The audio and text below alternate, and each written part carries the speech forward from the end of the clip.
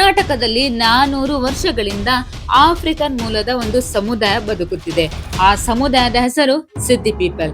16ನೇ ಶತಮಾನದಲ್ಲಿ Portuguese traders ಮತ್ತು Arab merchants ಆಫ್ರಿಕಾದಿಂದ ಕೆಲವರನ್ನು ಭಾರತಕ್ಕೆ ತಂದರು. ಆ ಸಮಯದಲ್ಲಿ ಅವರು ಸೈನಿಕರು, ಕೆಲಸಗಾರರು ಮತ್ತು ಸೇವಕರಾಗಿ ಬಂದಿದ್ದರು. ಕಾಲ ಕಳೆದಂತೆ ಅವರು ಇಲ್ಲಿ ನೆಲೆಸಿದರು. ಇಂದು ಈ ಸಮುದಾಯ ಮುಖ್ಯವಾಗಿ ಕರ್ನಾಟಕದ ಉತ್ತರ ಕನ್ನಡ ಜಿಲ್ಲೆಯಲ್ಲಿ ಯಲ್ಲಾಪುರ, ಅಂಕೋಲ ಮತ್ತು ಹಳಿಯಾಳ ಪ್ರದೇಶದಲ್ಲಿ ವಾಸಿಸುತ್ತಿದ್ದಾರೆ. ಸಿದ್ದಿ ಜನರ ಸಂಸ್ಕೃತಿ ತುಂಬಾ ವಿಶೇಷ. ಅವರ ಟ್ರೆಡಿಷನಲ್ ಡ್ರಮ್ ಸಂಗೀತ, ಧಮಾಲ್ ಎನ್ನುವ ಎನರ್ಜೆಟಿಕ್ ಡಾನ್ಸ್ ಮತ್ತು ಆಫ್ರಿಕನ್ ರಿದಮ್ ಇಂದಿಗೂ ಕಾಣಿಸುತ್ತದೆ. ಆದರೆ ಇಂದಿಗೆ ಅವರು ಕನ್ನಡ, ಕೊಂಕಣಿ ಮತ್ತು ಮರಾಠಿ ಭಾಷೆಗಳನ್ನು ಮಾತಾಡುತ್ತಾರೆ.